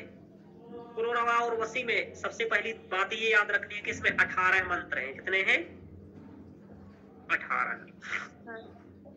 हाँ, क्योंकि क्या होता है कि 18 साल में शादी होती है अपने, है ना। तो यहाँ पुरूरवा और वसी यही बातें कर रहे हैं। उर्वशी भाग गई है तो पुरूरवा कहे मान जा यार, ब्रेकअप मत कर, मैं भी सरकारी नौकरी लगा लूंगा यार, रुक जा। फिर बोली भाई तुम करोगे द्रौपदी का तैयारी और मुझे मर रहा है इंद्र, ऊपर वाला, तुम इधर कैसे रहोगी। बोला नहीं भैया, तो वो मना रहा था, वो मान नहीं रही थी। बस यही सब बातें चली। इन बातों के क्रम में बहुत महत्वपूर्ण सिद्धांत दिए गए और बहुत ही महत्वपूर्ण बातें बताई गई। समझ में आ रहा। उर्वशी और पुरूरवा के बारे में कि उर्वशी क्या तर्क दे रही है कि मैं तेरे पास नहीं रहूंगी, और वो क्या तर्क दे रहा है तुम मेरे साथ रहो। आज भी अपन करते हैं, लड़ जाते हैं चैटिंग में, है ना, कुछ एक दूसरे को उल्टा सीधा बोलते हैं, फिर करते हैं भाई देखो यार ऐसा नहीं ऐसा, फिर अपन सफाई देते हैं। कोई सब इधर चल रहा है। अब क्या है कि इन्होंने मान लो 20 बातें बोल दी, तो 5-7 बातें बहुत इंपॉर्टेंट बोल दी बीच बीच में, तो बस वो 5-7 कोटेशंस ही आपको याद रखनी है। और मैंने वो आपको अलग से कोटेशंस नोट्स बना करके दी थी। एक ही पेज में 4 सूक्तों की इंपॉर्टेंट कोटेशन आपको दी है कि नहीं दी है? क्यों कोमल जी, पूनम जी? हाँ, तो आज क्या करिए, आज से वो अपनी आंखों के सामने पत्र चार्ट रखिए, और रोज किस संवाद सूत्र में मैंने क्या महत्वपूर्ण कोटेशन दी थी वो आप याद रखो कि पुरूरवा और वसी क्या कह रहे हैं। ये कहती थी भैया तो हमारे साथ रहती थी, ऐसा करती थी, पापा की सेवा कौन करेगा, ये कह रहा था उर्वशी से। और यम यमी का चल रहा है, यम कह रहा है, यम और यमी, यमी क्या है आप जानते ही हैं, बहन है, और यम भाई, इसमें मंत्र है 14, ध्यान रखना। यमी कह रही है भाई ऐसा संभोग करूं, यम कह रहा है नहीं करूंगा। बोला धर्म की बात। अब ये भी बहुत बड़ा विमर्श है इस्लाम में, अपनी मतलब सभी बहन को छोड़ करके बाकी कजन सिस्टर आदि से शादी कर लेता है, संभोग इत्यादि सब क्रिया करते हैं, शादी हो जाती है। तो अब यम कह रहा है नहीं भाई मैं नहीं करूंगा, धर्म विरुद्ध हो जाएगा। तो यमी कह रही काइम ददर्श का इह प्रवोचत, कौन का देख रहा है भाई, कौन कह रहा है, क्योंकि यम कहता है भैया भगवान देख रहे हैं ऊपर है, तो यम कह रही कोई नहीं देख रहा है। काइम ददर्श का इह प्रवोचत, इसने कहा ईश्वर है। तो अब आप समझे, जैसा आज हम लोग भी कंफ्यूज है ना कि कौन है, कोई हमारे घर देख रहा है या नहीं देख रहा है, कोई है क्या ऐसा। ये बात यमी भी कह रही है, उन्हें भी कंफर्म नहीं है उस समय कि सच में कोई देखता है। ये बचने का प्रयास कर रहा है भाई मैं नहीं करूंगा, और ये कह रहा है कि नहीं करना है। तो इन दोनों के बीच में बातें हुई, तो ऐसी इंपॉर्टेंट पूछी जाती है। जैसे ये भी पूछी गई थी कि काइम ददर्श का यह किस सूक्त में कहा गया है, तो ये यम यमी में कहा गया है, और ये भी किस मंडल का है। ये सभी शुरुआत के तीनों सूक्त 10वें मंडल के हैं, पुरूरवा और वसी, यम यमी, सर्वपड़ी। सर्वपड़ी में क्या होता है, सर्व क्या है, कुतिया है इंद्र की, कौन है कुतिया, और पड़ी क्या है, चोर है। तो चोर चोरी कर ले जाता है आपके घर से। अब आप अपने एक दोस्त को भेजाते हो, आप अपनी किसी दोस्त को भेजाते हो और कहते हो कि चोरों के पास जाओ और अपनी गाय वापस लेकर के आओ। तो क्या करते हैं कि मिलने जाते हैं, और सिंधिया को मोदी जी कहते हैं क्या कर रहा है कांग्रेस में, इधर ही आजा, भाई बना के मंत्रालय दे दूंगा। तो यही बात कुतिया यानी कि इस शर्मा से कह रहा है। कौन कह रहा है, ये चोर यानी कि पड़ी, कि मेरी बहन बन जाओ मंत्रालय दे दूंगा। शर्मा से इंद्र की कुतिया को बनाना चाह रहा है कि भाई तुम हमारे साथ मिल जाओ, सीधा मंत्रालय नहीं। आनंद में रहो। राहुल गांधी अभी तक भटक ही रहे हैं और वहां मलाई खा रहे हैं सिंधिया, पूरे ये कह रही है मिल जाओ मेरे साथ। तो इस तरीके से वही सब बातें चल रही हैं कि उस समय में भी चोरी हो रही है। फिर ये कहती है भैया कि मैं नहीं जानती हूँ क्या भाई होता है क्या बहन होता है, मैं तो भाई अपने इंद्र की बात है। तो ये भी वही कहती है, को सत्यनाथ, ये क्या नाम, न हम जानामि भ्रातृत्वम न सुरक्षत्वम, मैं नहीं जानती हूँ भाई क्या होता है। न हम जानामि भ्रातृत्वम बहुत प्रसिद्ध कोटेशन है, कई बार पूछा गया है। न हम जानामि भ्रातृत्वम, मैं नहीं जानती हूँ क्या होता भैया, भैया मुझे नहीं बनना है तेरी बहन, निकल घर से। बहन बनाएगा फिर बाद में पैसे मांगेगा, बोला नहीं बनेगी पड़ी थी। और फिर वो कह रहा नहीं बनोगी तो ठीक है कोई बात नहीं। फिर ये धर्म धमकी देती है वहां शर्मा, कहती है नहीं बनोगे तो तुम उसको नहीं जानते हो इंद्र को, और बृहस्पति को नहीं जानते हो, वो तुम्हें मारेंगे, ऐसा धमकी देती है और चली जाती है। तो वही सब बातें हैं। अब इस क्रम में जो महत्वपूर्ण कोटेशन है वो आपसे पूछी जाएंगे। तो शर्मा पड़ी का क्या है, अब पूछ लेगा शर्मा पड़ी क्या है, पड़ी चोर है, यम का क्या है तो भाई है, पूर्व और वैसी क्या है तो दोनों पति पत्नी है, ऐसा कह सकते हैं। अब विश्वामित्र और नदी का संवाद है। अब आप समझो वहां नदियों का बहुत महत्व था और विश्वामित्र जी को जाना। तो कोई ऋषि कैसे किसी नदी, भले वो नदी है लेकिन उसके प्रति कैसा सम्मान रख रहा है। आज हम क्या करते हैं, गंगा जी को कितना गंदा करा है कुंभ के नाम पर। भाई इतनी व्यवस्था करनी चाहिए, यदि सबको कुंभ ही नहाना है तो उतनी व्यवस्था हो, तो उतना साफ सुथरा रखें अपन चीजों को, उतना व्यवस्था करें। हम सब गंदा करके आ गए हैं। लेकिन यहाँ ऋषि नदी से कह रहा है, प्रार्थना कर रहा है तो थोड़ा नीचे कर दो। असलियत में कर रहे हैं या नहीं कर रहे हैं क्या है, लेकिन ये देखो कि प्रकृतिगत जो चीजें हैं, नदी हुआ, तालाब हुआ, पहाड़ हुआ, कैसा उनका सम्मान जनक दृष्टिकोण है उन चीजों के प्रति। भाई तुम थोड़ा सा कम हो जाओ। यदि कि उस समय भी बाढ़ वगैरह आता था तो नदी से विश्वामित्र बात कर रहे हैं और नदी को कुछ कह रहे हैं। तो कुल मिलाकर के इस संदर्भ में एक जो सरस्वती नदी है, ये जो सब सिंधु आदि नदी है, तो विश्वामित्र नदी संवाद में ऐसी वहां इन्हें भी एक नदी पार करनी है और नदी पार करने के प्रक्रम में नदी में बाढ़ आ गई है। तो वो पानी बहुत ऊंचे है और ये अपना लेकर के सामान जा नहीं पा रहे हैं। तो उससे प्रार्थना कर रहे हैं कि आप नीचे कर लीजिए तो मैं निकल जाऊं, इस तरीके से। तो इस तरीके से वहां बातें हैं। तो वहीं कुछ महत्वपूर्ण कोटेशन है तो वो याद रखनी है। यानी कि इतनी आपने कहानी समझ ली, अब इनका 5 कोटेशन याद कर लीजिए बस, 5 से 7। और ये 5 से 7 आप लोग देखो, जिन्होंने मुझसे सच डिटेल्स में पढ़ा है सभी ने पढ़ा है डिटेल्स में, क्यों पूनम जी पढ़ा ही है।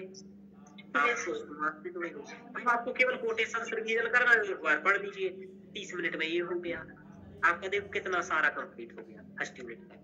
अभी आपको 2 घंटे का क्लास हुआ है, मतलब 2 घंटे की क्लास में इतना कर लोगे। अब बचा ये काम।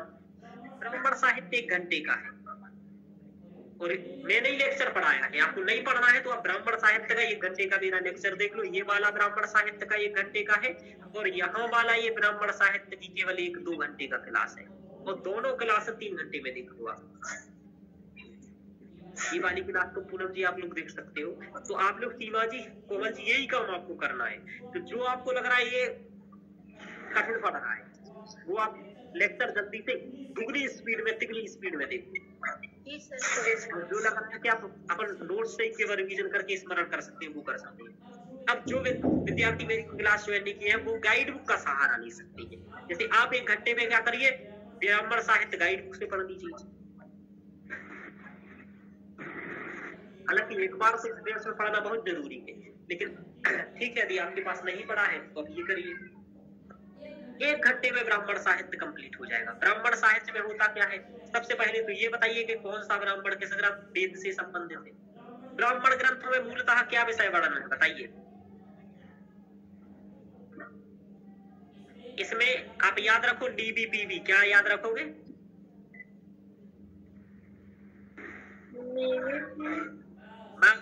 याद रखना है निर्वचन, विनियोग, प्रतिष्ठान और विधि। 4 विषयों का वर्णन है। पहले तो निर्वचन किया गया है, दूसरा विनियोग है, तीसरा प्रतिष्ठान है और विधि है। सबसे सब क्या लिखा है इसमें ब्राह्मण साहित्य को, तो इसमें लिखा है निर्वचन, विनियोग, प्रतिष्ठान और विधि, ये 4 है ना। अब देखो एक चीज और आपसे पूछा जाएगा कि इसके जो 10 प्रतिपाद्य विषय, 10 और विषय है इसके, तो क्रम से लगाने को, इनको क्रम से लगाने को पूछा जाता है भाई, तो रट लीजिएगा ये।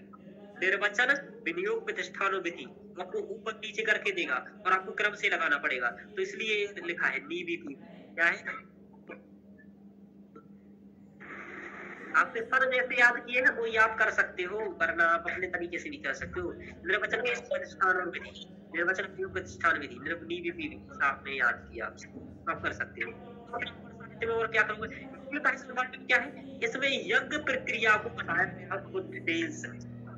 वेद में ब्राह्मण ग्रंथ है, यदि कि यज्ञ करना है तो कह दिया वेद में।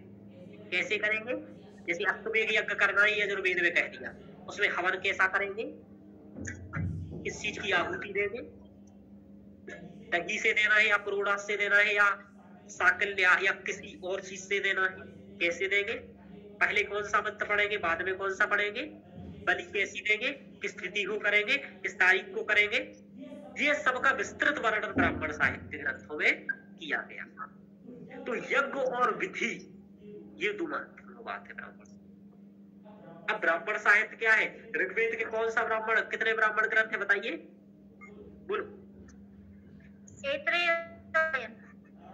हाँ वेरी गुड। अब ब्राह्मण साहित्य आपको पढ़ना है, एक मिनट रुकिए, एक मिनट रुकिए। मित्र क्लास नहीं अभी लगा है, मैं आपको हेलो आवाज आ रही है?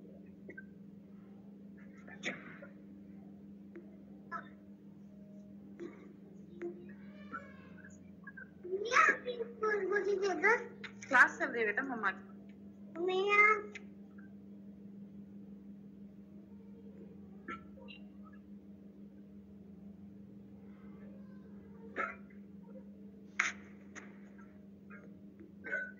जब हुआ पास जब हुआ कि फैजाबाद। आवाज आ रही है आप सभी को? Yes sir. जी सर। हाँ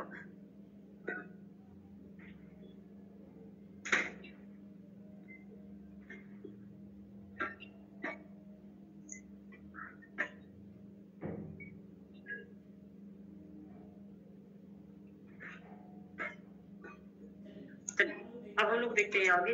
एक मित्र का फोन आ गया था, थोड़ा सा ऐसी आता रहता है, कोई दिक्कत नहीं, मना कर देता हूँ, पर उठाना इसलिए जरूरी कि अर्जेंट हो जाता है कभी कभी। अभी क्या हुआ था एक बार कि मेरी सिस्टर, मेरे जीजा जी का एक्सीडेंट हो गया था भाई। यूट्यूब पर लाइव क्लास पढ़ा रहा था और मैंने उनका 2 बार फोन नहीं उठाया, तीसरी बार उन्होंने लगा नहीं उठाया, चौथी बार लगाया और वो सीधा डायरेक्ट मेरे पास उठाने लगी। तो मैंने कहा क्या हुआ, तो उन्होंने मतलब बताया कि एक्सीडेंट हो गया। तो फिर मतलब इसलिए अब मैं समझ गया तब से कॉल किसी की उठा लो, अब 2 बार से जाना है, तो समझ पा रहे हो? मना कर कि भाई का ये सिस्टम है। कारण ये कि भाई अचानक किसी को पड़ जाए फिर फोन किस काम का, फिर वो अपन जिंदगी भर पछताएंगे जिसका फोन नहीं उठाए थे। चलिए तो ब्राह्मण साहित्य की बात कर रहे हैं। ऐत्रेय, सांख्यायन और कौशिकी की 3 ही ब्राह्मण है, किसके,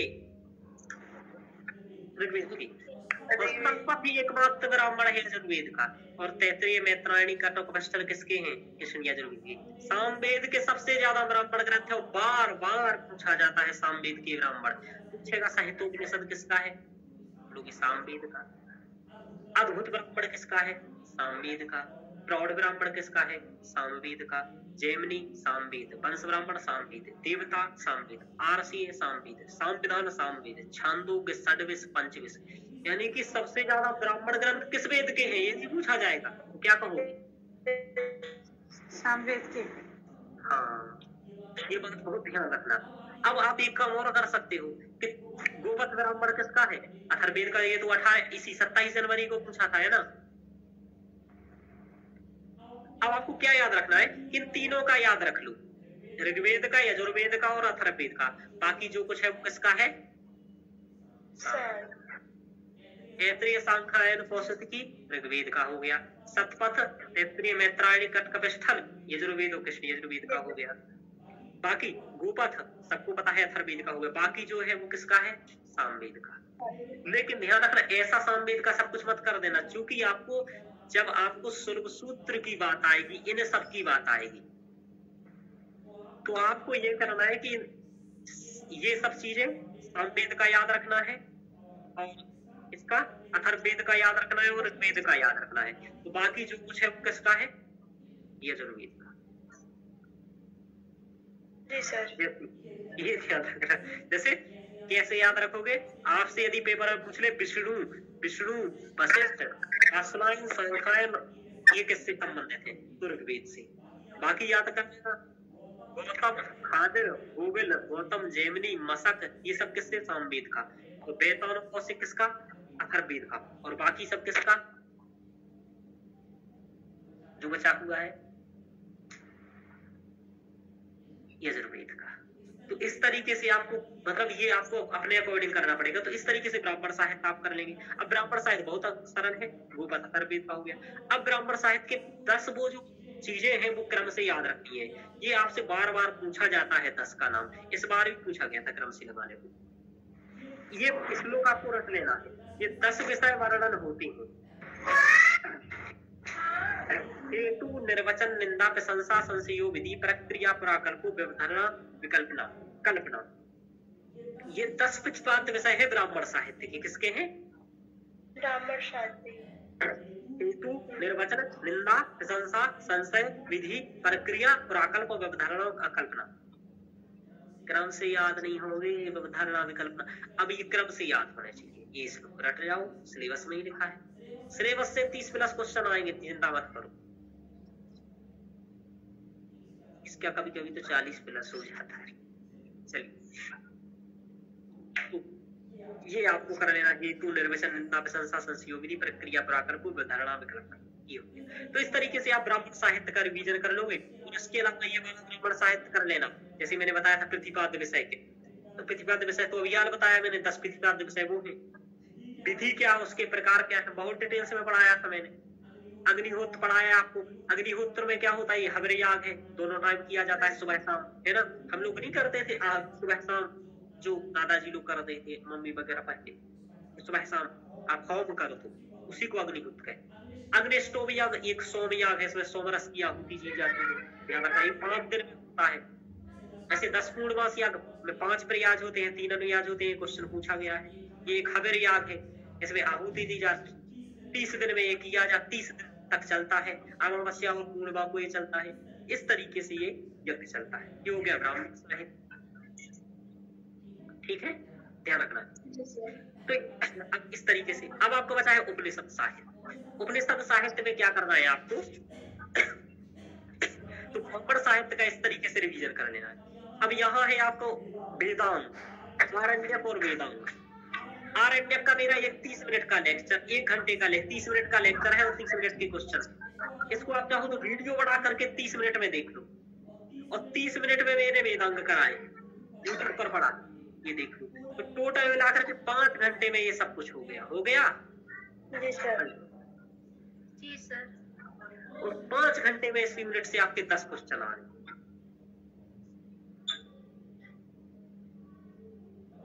मैं चाहूँ तो 5 घंटे की मैराथन में यही करा दूं सब, 5 से 7 घंटे की, बहुत डिटेल्स में।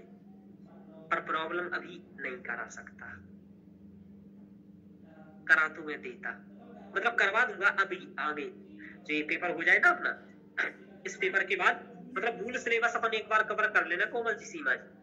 फिर हम लोग 10-10 घंटे में एक यूनिट का कंप्लीट रिवीजन कर लेंगे। आप लोगों को भी नॉलेज रहेगा तो अच्छा रहेगा, बोलोगे। और प्रयास करो सर जितना पढ़ा रहे हो वो याद हो, तभी कॉन्फिडेंस आता है ना। Yes sir. पढ़ा तो सबने है, अब आप लोगों ने पढ़ा तो सबने है, लेकिन आप लोगों को कॉन्फिडेंस क्यों नहीं आ रहा है? क्योंकि आप लोग याद नहीं किए हो। हालांकि सीमा जी कोमल जी की गलती नहीं है, सीमा जी तो अभी हुई है ज्वाइन बैच में। सूरज जी ध्यान रखना, ये बात है ना। Yes sir. ये हो गया। अब आप क्या करोगे? अब आपको सूक्त पढ़ना है, सेकंड यूनिट करना है। तो इसी तरीके से एक एक यूनिट आपको लेकर के चलना है। अब दूसरे दिन आप क्या करोगे? दूसरा यूनिट कर लीजिए। अब इस सूक्तों को कैसे पढ़ोगे? इतने सारे सूक्त एक दिन में पढ़ लोगे तो मुख्य मुख्य बातें पढ़ना है। मैंने आपको बताई थी, ट्रिक्स वगैरह बताई थी आपको सूक्तों की। और आपको मैं एक चीज बताऊं, अभी मैं एक दिन आपको जो मैराथन कराऊंगा तो 2 घंटे की क्लास में सभी सूक्त कराऊंगा। सभी सूक्तों की महत्वपूर्ण कोटेशन बता दूंगा। 5 से 7 कोटेशन होंगी जो सभी की, जिनका अर्थ सहित में समझा दूंगा। और एक ही क्लास में 2 घंटे के में सभी सूक्त करा दूंगा। चूंकि अभी ये यूनिट का सूत्र आपको मैंने पढ़ाया नहीं है, तो जो नहीं पढ़ाया उसका मैं यही कह सकता हूँ। चलिए, आपको मैंने ब्राह्मण साहित्य करा दिया है, तो ये आप लोग रिवीजन कर लीजिए। 1 घंटे की क्लास है। उपनिषद साहित्य में आपको 1 पेज में दूंगा और ये क्लास कराऊंगा। ये दोनों ही चीजें बची थी इस यूनिट की, याद, तो उपनिषद और ये दोनों के लिए अभी आपकी पेपर से पहले मैं 2 क्लासें कराने वाला, 2 घंटे, और इन दोनों 2 घंटे की क्लास में आपका ऐसा हो जाएगा कि जो उपनिषद से क्वेश्चन आते हैं आपके 2 क्वेश्चन, उनमें से आपका हो जाएगा पेपर। चलिए, आपको बाकी मैंने सब कुछ पढ़ा ही दिया है। अब जैसे वैदिक साहित्य तो व्याकरण, ये 2 दिन इसके कितने लेक्चर है पता है आपको? 7 लेक्चर है। कितने हैं बताइए? 7 लेक्चर। हाँ, 1 लेक्चर है ऋक्प्रति साक्ष्य का और बाकी निरुक्त के हैं सभी 6 लेक्चर। तो अब आप क्या करो, या तो इन 7 क्योंकि यहाँ से 6 क्वेश्चन आने हैं, 5 से 6 क्वेश्चन कितने आने हैं? 5 से 6 लेक्चर कन्फर्म आने हैं क्वेश्चन यहाँ से। ये बात ध्यान रखना इस चौथी पॉइंट से। इसी बार 5 से 6 क्वेश्चन आए थे, गिना दूं? गिन लीजिए। एक क्वेश्चन था ये संधि अक्षर समान अक्षर कितने होते हैं बताइए? 8 होते हैं। कितने होते हैं? अ आ इ ई उ ऊ ऋ ऋ, ये हो गया समान अक्षर 8। संधि अक्षर 4 होते हैं, ए ओ ऐ औ, हो गया ना? बोलते हुए आप लोग आवाज आ रही है ना? जी सर। हाँ, अघोष कितने होते हैं? हर प्रत्याहार में आने वाले वर्ण 17 हो गए, और तीनों सा, और फिर क्या है? ये क्या है बताइए? आ का पा आ, तरसता रहे इसका। विसर्ग उपध्मानीय, ठीक है, जहवामूल्य ये है।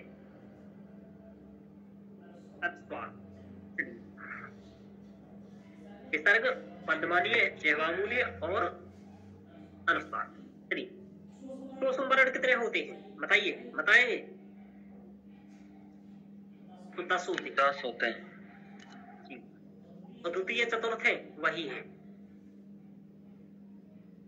स्वर भक्ति किसके पूर्व होती है? तो रावण लावरण के पूर्व स्वर भक्ति होती है। ये बहुत शॉर्ट में इसमें लिखा है, डिटेल्स में मैंने आपको क्लास में ही पढ़ाया है। ये तो सिर्फ सिलेबस में, मतलब इतना तो या अनिवार्य है भाई। ये चीजें जो मतलब मैं ही बता रहा हूँ ये बहुत अनिवार्य है। जैसे कई बार ये पूछा जाता है यम कितने होते हैं? 4। अघोषण प्राण, अघोष महाप्राण, सघोषण प्राण, सघोष महाप्राण, ये 4 यम होते हैं। तो पूछ लेगा यम कितने होते हैं? 4 होते हैं। स्वर भक्ति कब होती है? रावण लाभ पूर्व तब होती है। सोच में कितने होते हैं? 10 होते हैं। समान अक्षर कितने हैं? 8 है।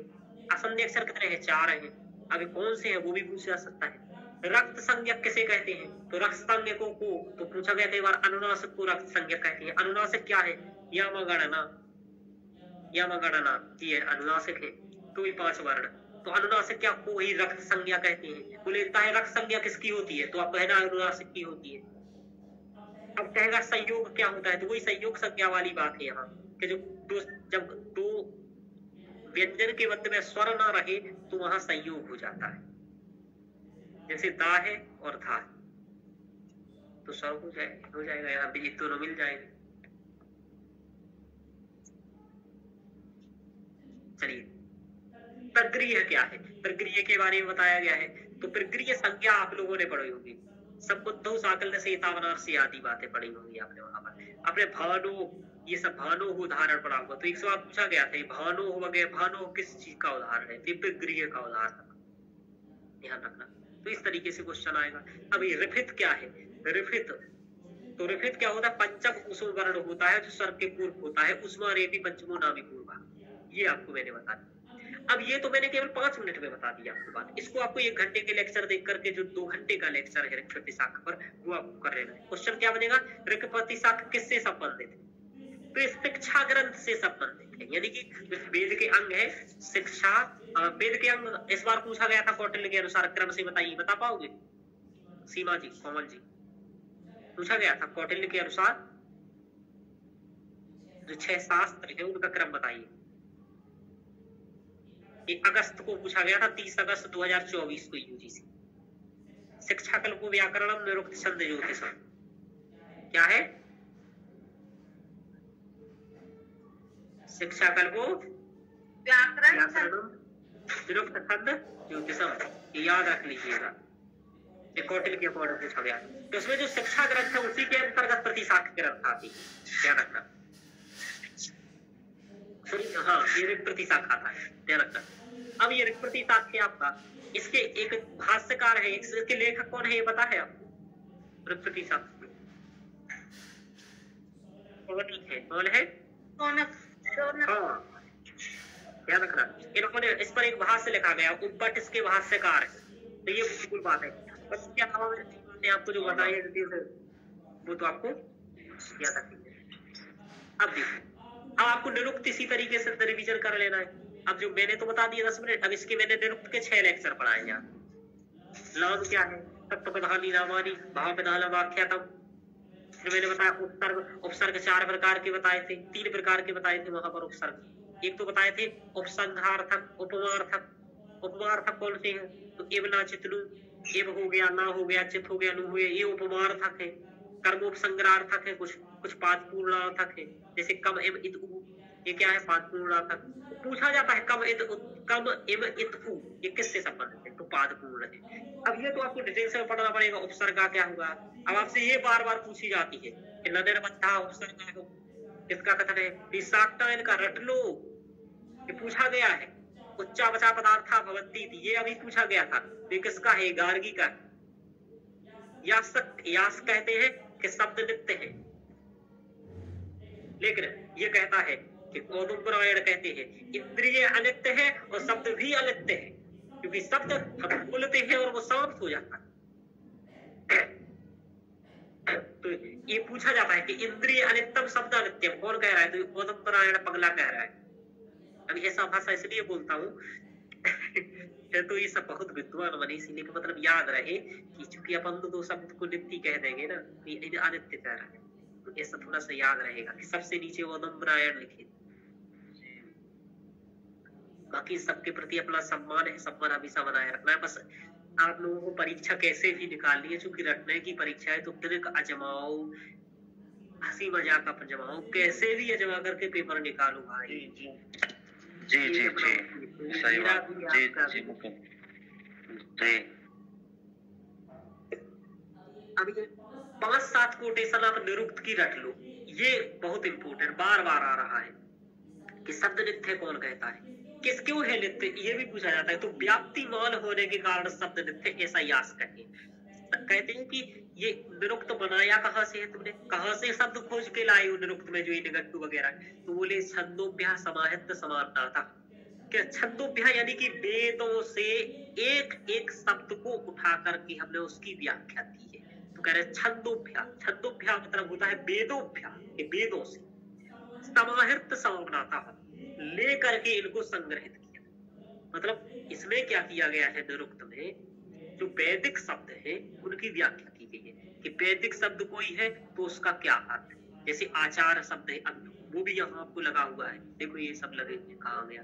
जैसे आचार है तो आचारा आचारम ग्राह्यति, उसे आचार कहते हैं, यानी कि आचार को आचार क्यों कहते हैं। जैसे आचार्य प्रशांत जी, आप लोग सब लोग जानते हैं, नाम जानते हैं कि नहीं जानते हैं?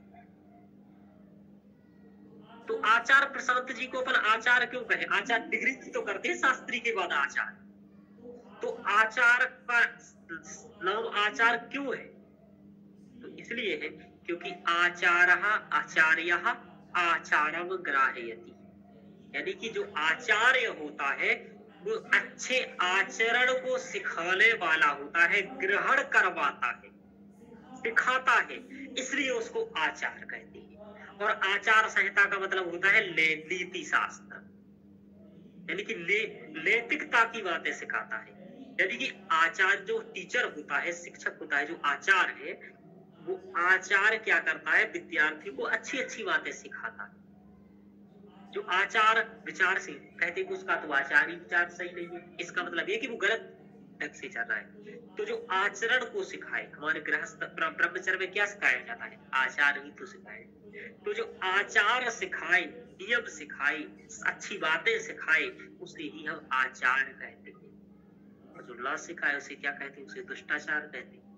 तो आचार्य आचारम ग्राह्यति, ये आचार्य शब्द की व्युत्पत्ति है।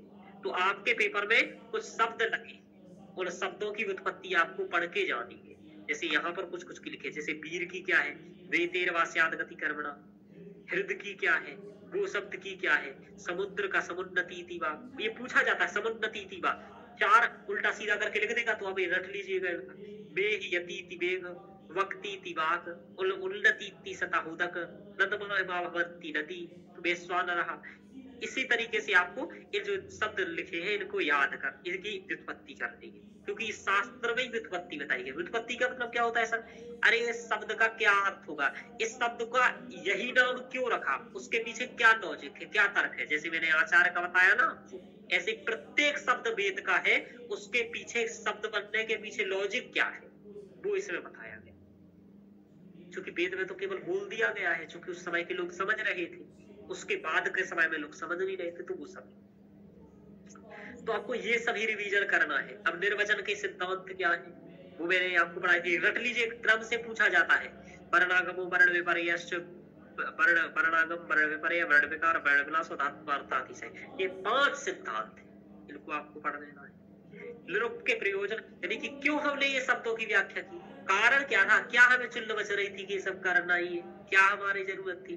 तो बोले ज्ञान की प्रशंसा करनी चाहिए, अच्छे की। मंत्र का ज्ञान हो जाएगा। आपको मंत्र तो आता है पंडितों को, उसका अर्थ बताइए क्या होता है, तो नहीं बता पाएंगे। जैसे बोलते हैं अक्षण्णप्रिया, क्या है अक्षण्ण का मतलब बताओ? बोले दुर्गा पुराण सुहरतान प्रतान मंगल प्रदान, क्या है भाई ये, इसका अर्थ सुनाओ थोड़ा। यज्ञोपवीतम परमम पवित्रम प्रजापति सहजम गुरुस्ताद, क्या है इसका मतलब? आदि पंडित नहीं बता पाते हैं, है ना। तो इस तरीके से आपको मंत्र का अर्थ ज्ञान होना चाहिए। ये मनु भी कहता है, मनु भी यही कहते हैं कि भाई जिनको मंत्रों का ज्ञान नहीं है, मंत्र आता है मंत्र का अर्थ नहीं आता है, वो जीते जी सूत्र है। ये बात मैंने आपको पढ़ाई भी थी जब डिटेल्स में क्लास पढ़ाई है वैदिक साहित्य। जी सर। ये मैं नहीं कह रहा हूँ, ये मनु कह रहे हैं भाई। मैं अपने मन से तो कुछ नहीं कहूंगा, क्योंकि यहाँ पे औकात ही नहीं है मेरी कि मैं अपने मन से कुछ कहूँ। जो लोग ये सब कहे हैं वही मैं आपको बस पहुंचा रहा हूँ सरल भाषा में, मेरी इतनी हिम्मत है। चलिए, तो ये आपको समझ में आ गया होगा। अब याद क्या रखना, इनका जो भाष्यकार है, भाष्यकार क्या होते हैं भाई? मूल किताब लिख दी, अब उसको लोग समझ नहीं रहे हैं, तो उसको पढ़ाने वाले जो आते हैं उसको डिटेल्स में जो समझाते हैं वो भाष्यकार कहलाते हैं। मतलब कोई एक लाइन लिख गया, उसको समझ में नहीं आ रही तो उसको हम एक पेज व्याख्या करके समझा दें, कोई भाष्य कहलाता है।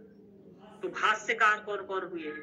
तो 5-7 लोग भाष्यकार हुए हैं, याद रखना इनका नाम। सबसे पहले हुए हैं स्कंद स्वामी, दूसरे हुए देवराज यज्वा, तीसरे हुए दुर्गाचार्य, ये इनका, फिर हुए हैं माहेश्वर तीर्थ। तो इनका नाम याद रखना है, स्कंद स्वामी, देवराज यज्वा, दुर्गाचार्य और माहेश्वर। ये महत्वपूर्ण है।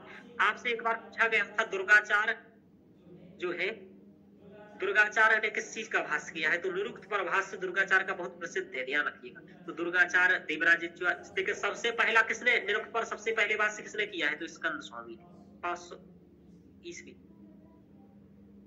सबसे पहले इन्होंने किया है। चलिए, तो ये बातें याद रखनी है, कुछ कुछ यहाँ जो लिखी है। तो आपको क्या करना है? निरुक्त के प्रयोजन क्या है? ज्ञान, प्रशंसा, मंत्र, अर्थ ज्ञान और पद विभाग। भाई हम पद को तोड़ ही नहीं पाएंगे तो कैसे उसको अर्थ समझेंगे? तो पद का विभाजन करना है हमें। जैसे कि हम आचार्य शब्द का अर्थ कब समझेंगे? जब इसको तोड़ पाएंगे। आचार्यः आचारम ग्राह्यति, फिर इसका एक एक का अर्थ समझ पाएंगे, तब हमें आचार का असली मतलब पता चलेगा कि आचार को आचार इसलिए कहते हैं क्योंकि वो हमें अच्छी अच्छी बातें सिखाता है, और जो बुरी बुरी बातें सिखाता है उसके साथ हमें दीर्घ संधि कर देनी चाहिए, दुष्ट लगा करके। दुष्टाचार ये भी गलत आचार, ये सिखाते ही नहीं, उल्टा आचार सिखाता है। चलिए, तो मजाक कर रहा हूँ। तो ये आचार, आपको आचार क्यों कहते हैं ये बताया गया है। ये बहुत अच्छी बात है, मजा आता है भाई। वीर को वीर क्यों कहते हैं? बेतेर्वास्याद गति कर्मणा, जो बेतेर्वा धातु है गति कर्मणा अर्थ में होती है, उसके कारण यहाँ वीर शब्द है। डिटेल से पढ़ाया वो देख लीजिए।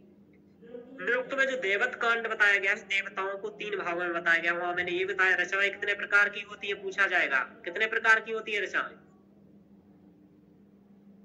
भूल गए हो कोमल जी, सीमा जी, पूनम जी? 3 प्रकार की रचनाएं होती हैं। कितने की? 3 प्रकार की। हाँ, पूछा गया है कई बार। अब सर ये क्या बवाल है, ये ऋचा क्या होता है? अरे मंत्र कितने टाइप के होते हैं? तो आप कहेंगे 3 टाइप्स ऑफ मंत्र, 3 टाइप होते हैं। कैसे कैसे? एक तो ऐसे होते हैं जिनका तुरंत आमने सामने प्रयोग करना है, प्रत्यक्ष कृत मंत्र।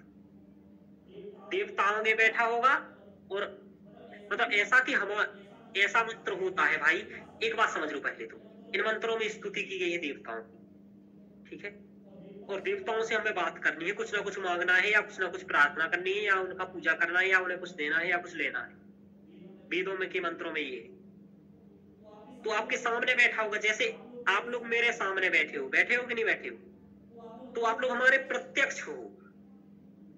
तो जब हम कोई व्यक्ति ऐसे कहे कि हे सरस्वती जी, जब आपका पेपर होता है तो आप पेपर से पहले हनुमान जी के पास जाओगे, हे बप्पा बस इस बार हमारा मूड सही चल जाए, दिक्कत ना हो, और यदि पेपर में नेट हो गया, GRF हो गया तो मिठाई पक्की, ऐसा कह के जाते।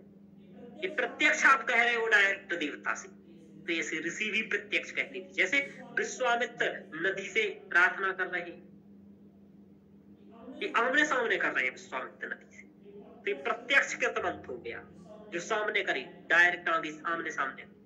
भाई डायरेक्ट नहीं भी हो पाते हैं कभी कभी भाई। अब सूर से मिलने जाएगा कोई ऋषि, बताइए आप जाओगे सूर के पास? नहीं, तो फिर क्या करेंगे? एक लोटा जल लेंगे नहा के और घर में तुलसी के ऊपर चढ़ा देंगे। यही करते हो ना सब लोग, सूर को जल देते हो, अर्घ देते हो। ओम गृणी सूर्याय नमः, ऐसा कुछ कह के कुछ ना कुछ कहते ही होगे और चढ़ा देते हो जल, या फिर मंत्र बोलते हो।